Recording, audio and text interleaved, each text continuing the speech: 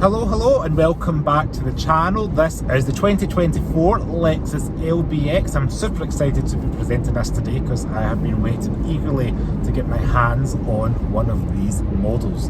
Now the Lexus LBX is a compact crossover. Now I'm more excited because it's a new Lexus model here in the UK, primarily because we do not get the LX, the GX, the TX, the IS 500, we don't even get the LC 500 anymore in the UK, the LS, the RCF, all these good models that are in other markets we do not get in the UK. So to get a new model in the UK, I am very excited to get my hands on it, get behind the wheel and show you guys what the LBX is all about. Now, you may have seen the first impressions video. This is going to be more of a review style. So it uses the 1.5 cylinder, 1.5 litre 3-cylinder petrol unit found in the Yaris Cross, tuned with 134 brake horsepower, 0 to 60 in just over 9 seconds. It does the job fine. We're averaging 52.7 a gallon now today, claim 61.4, 103 grams per kilometre of CO2 claimed on the front wheel drive models, which means it will be company car tax friendly. All-wheel drive is available, but that's higher up the trim levels around the Takumi design, and you're going to be upwards of 40 grand for one of them. This Premium Plus is about 34,505, but there is a basic urban spec just below 30 grand at 29,995. Colour options, there's a nice bold passionate yellow, which is standard, which I think is really cool. I think it's almost a launch colour. I would go for that or this copper crest that they do. This particular car is finished in sonic white, which is a £920 option. The Premium Plus comes with things like the smart entry, this 12.3-inch Tazuna cockpit for the driver display up front, and a couple of other extras as well over the premium one.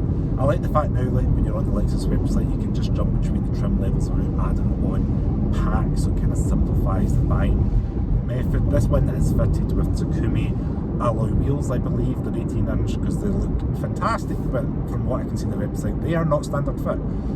But I do like the dark kind of polished chrome look, and it look like origami, the way they're folded. Oh, they just look amazing. I'm so excited about this. The boot space in this car, 400 litres pretty much on the nose, 992 with the seats folded down. So it's not massive, but again, it's a compact, subcompact car. It's basically a Toyota Yaris underneath Toyota Yaris Cross, so compare it to a Mini in your head and not another 4x4. I love, like, when you're out on the road, just how chuckable it is, especially here in the UK.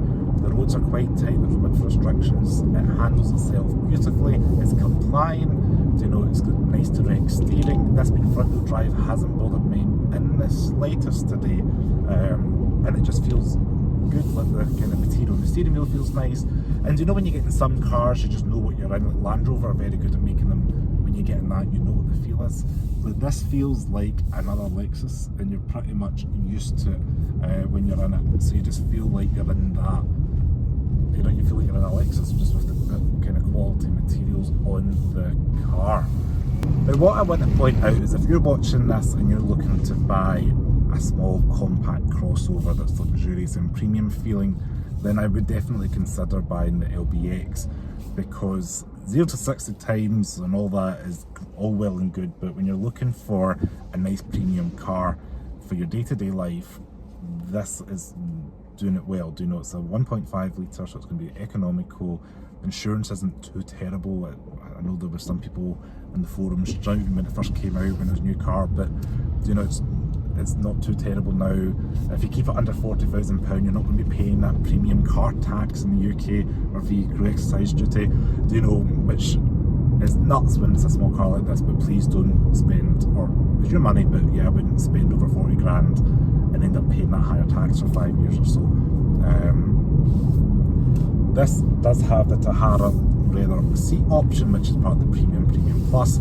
There is a nice sand colour I've seen on the configurator, which I would probably go for that. This colour is called Dark Forest, which is kind of like a taupe brown.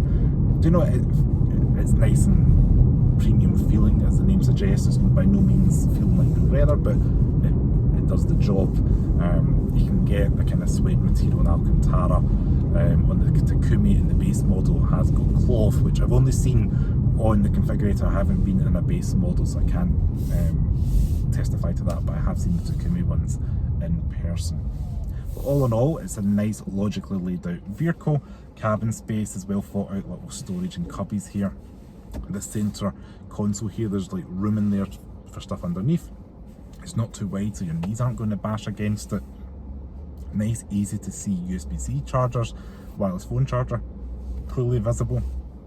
And it's just got that kind of solid feeling that you're looking for in your premium compact crossover.